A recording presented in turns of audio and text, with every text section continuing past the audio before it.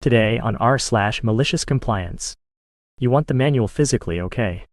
For context, I just went into my old workplace and remembered this story. 5 years ago, I used to work for a large electronics store in Scandinavia. We sold everything from TVs to dishwashers. Being a physical store, we had a lot of display items and often sold them at a lower price when the product was discontinued. Please note that we rarely had the original packaging or manuals lying around. This will be important. This story takes place a late afternoon about 30 minutes before closing. I worked this shift in the computer department and was asked to help at the camera section of the store, as I was the go-to person for cameras. I was greeted by a couple, who I would guess were in their late 50s, and they were looking at one of the display models. I walked them through the camera specs, let them test it out, and explained that while we had all the necessary accessories, the original manual and packaging were thrown away. They seemed perfectly fine with this, especially after I offered them a fantastic deal on the camera. We headed to the checkout where they paid, and everything seemed to be going smoothly. That is until the husband turned to me and asked, "Where is the manual?" I was thinking, oh shoot, maybe I didn't explain it well enough. I started to explain again, reiterating that we didn't have the original manual, but that it was easily accessible online. I had even included a link to the manual on their receipt. This was not taken well by the husband, who started raising his voice at me and said, "Online? I brought this product and I want the manual physically so I can read through it at home." Which I do understand, and tried explaining that I normally would print the manual. However, the manual for this particular camera was about 650 pages. Please note that they both are more than capable of looking up the manual, as I saw them browsing the web looking at reviews for the camera. The husband angrily started to berate me for about 5 minutes, about how this wasn't the way to run a business and how he wouldn't leave without it. I tried explaining that the manual was 650 pages, how long that would take to print, and we were closing in around 10 minutes. But he was having none of it, and he wouldn't leave without it. Now, I'm normally a kind and respectful person, and would do everything to fix a problem, but he was being disrespectful, and I was paid by the hour anyway. So with my best customer service voice, I told him, "Sorry sir, of course the customer is always right," and started printing the 650 pages, while the husband looked smug at me, probably feeling like he had won over the big man. But the thing was, the printers we had at the sales desk were only meant for printing receipts, so they couldn't print double-sided, and though they were relatively fast, they were not 650 pages fast and only held around 300 sheets of paper at a time. As the minutes ticked by, with each sheet of paper that emerged from the printer, the man's smug expression disappeared. His wife, who had initially seemed passive, began to look annoyed and a bit embarrassed. Then the printer ran out of paper, and you could see the relief in their eyes as they thought the printer was finally done, but that was quickly gone when they saw me coming with a huge stack of paper to fill it up. 20 minutes and 400 pages, and the wife started to look even more desperate, realizing that they were the only customers in a store that closed 10 minutes ago. The husband was beginning to realize his mistake and nervously began to ask when it was done printing.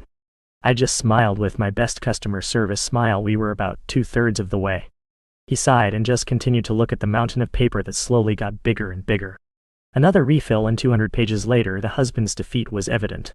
He finally asked if he could just take what had already been printed and leave. But by then, only like 50 pages remained.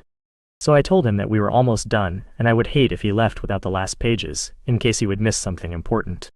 When the printer finally stopped, I handed him the entire 650-page manual, still smiling, and said, "Here you go. I hope you have a great day and enjoy the camera." They quickly left the store silent and defeated. And I never saw them again. Quick edit to clarify some things. I got paid 1.5 my wage plus afternoon add-on, so staying 30 minutes longer was actually a plus for me. I would have loved to say that the manual was in 6 different languages, but it wasn't. But the manual has so much info that is only relevant if you are a professional photographer, which they were not.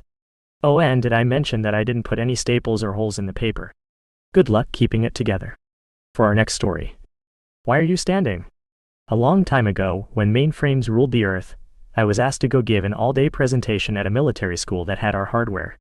It was going to be about our latest networking hardware and software, and as someone that knew lots about it, I was selected. Get set up in the large lecture hall.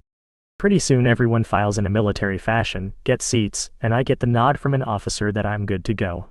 Because Mom taught me to be nice, I started off with a "Good morning, I'm OP," and was drowned out by a loud "Good morning, sir." Wow. Okay, so it's going to be like that. So I get started again. And I'm soon in full marketing and professor mode with gestures, arm pointing, pretty much full kabuki theater. Cadet stands up. I stop, and go, "Hi, do you have a question, sir?" "No, sir." Weird, but okay. Back to my interpretive dance routine describing a three-letter networking environment with multiple physical and logical units. Soon another cadet stands up. I stop and go, "Hi, do you have a question, sir?" "No, sir." "Okay, stay calm, OP, this will be fine, it's going fine." As I turn back to my slide with pictures with circles and arrows and a paragraph on the side, another cadet stands up. "Three times a charm? Maybe a question?" "Do you have a question, sir?" "No, sir." "Okay, I have a question. Why are you standing?" "To keep from falling asleep, sir." Ah, the penny drops. Turn to my first standee. "Is that why you are standing, sir?" "Yes, sir." Quick look at the final standee with my eyebrow in a full Spock arch, and they respond, "Sir." "Yes, sir." Okay, let us take a 20-minute break then. The officer assigned to explain to me that falling asleep would earn punishment, but standing up and then falling asleep was fine. I made sure we had extra breaks for the rest of the day. Let's dive into our next story. You want to call my mom because I don't want to unalive? Okay, call her. It's my first time really using Reddit, so I apologize if it's not the best formatted. I was recently reminded of a malicious compliance I did as a kid. For context, I have an extremely bad peanut and tree nut allergy. If I eat or touch peanuts or nuts, I can go into anaphylactic shock, meaning my throat closes up, and basically I'll choke. I carry an EpiPen with me at all times because of this. Additional information on this teacher: she hated children, like the type of teacher who yells at kids if they got something incorrectly. For the sake of keeping everything anonymous, I'll call her Mrs. Idiot and refer to myself as me. With that out of the way, to the story. I was in first grade, and by this time I had a good grasp on how bad my peanut and nut allergy was. Always read labels, never eat others' home-cooked meals, and that I shouldn't trust someone just because they say, "I don't think it has nuts in it." If you don't know, then don't offer those foods to small children who may not know any better. It was first grade, and I was having fun coloring something on paper waiting for my teacher. As I was finishing drawing, my teacher got out a fun activity worksheet involving candy. If I remember correctly, it involved counting or something math-related. As she was passing out the worksheets and candy, I noticed that they were M&Ms, which I'm allergic to. The interaction went something like this. Me: "Mrs. Idiot, I can't have these, I'm allergic." Mrs. Idiot: "They're original M&Ms, they don't have peanuts in them." Me: "But my mom says I'm allergic to the originals too." Mrs. Idiot: "They're fine, you can have them." To this day, I don't know why a teacher would ever tell a kid with allergies to eat something the kid thinks or knows they're allergic to. Also, while original M&Ms don't have peanuts or nuts directly in them, they're made on the same equipment as peanut M&Ms. This exchange went on for a while, with the idiotic teacher telling me that they're fine and me saying they're not. I think the teacher actually believed I was purposely trying to annoy her. Mrs. Idiot: "If you don't start behaving, I'm going to call your mother and you will be in big trouble." Younger me realized that my mom was just going to say the same thing. Instead of telling her that, I sat there and smiled at the teacher and said, "Okay, call her." I remember wondering why the teacher just didn't believe me. Looking back, that teacher definitely hated being told she was wrong, especially by a first grader. The idiot teacher looked annoyed but smug, I guess thinking that my mom would yell at me for not wanting to unalive or have a giant needle put in my thigh and being rushed to the hospital.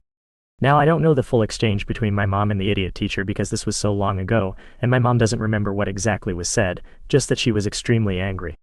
I know she tore into my teacher because me and everyone who was present in class could hear my mom yelling through the phone. I think for the first time ever I saw my idiotic teacher actually nervous. After my mom tore the teacher a new one, the teacher brought me to the corner of the room and handed me a bag of Skittles, which she apparently had the entire time. It sucked being alone for the activity, but I happily did my assignment eating my packet of Skittles, knowing fully well my teacher was simmering at her desk, annoyed that a 7-year-old knew better than she did. Later, it was revealed that my mom sent an email to the school's principal, which luckily for the idiotic teacher's case was my mom's second draft, and had nicer words in it. That teacher had to do a refresher course on allergies by the nurse, which was shown to her already at the beginning of the year. I guess my school was desperate for teachers because she continued to teach at that school even though she had other incidents. As much as I'd like to say I ate the M&Ms and watched as her career tanked, blowing up like a Thanksgiving Day parade balloon, I did not. As the wise Sid the Sloth said, "No thanks, I choose life." Our last story for today. Want me to keep talking even if nobody's listening? Alright. This happened when I was around 14 to 15. I was telling a story to my dad, and at one point he interrupted me, told me keep talking, I'm listening very carefully, then left and closed the door. I didn't know it at the time, but he was very proud of this joke. He made it to my mom a couple of times. She never liked it. Anyway, I thought it was somewhat funny, but also pretty rude. Never mind, I knew an opportunity to teach my dad a lesson would come sooner than later. So I waited. And a couple of hours later, he would come and ask me to do the dishes. Me: "You know I can't." Him: "What do you mean you can't?" Why can't you do the dishes? Me, I told you earlier. Him, no you didn't. Me, yes I did. You know this. You told me you were listening very carefully. Him realizing what I was doing. Oh right. Well, could you remind me? I forgot. Me, no way, I'm not repeating myself. I already gave you a very simple and rational explanation. My dad was strict, but he knew when he was beaten at his own game. He did the dishes that day, and he never made the joke again. And those are all the stories we have for today. See you tomorrow.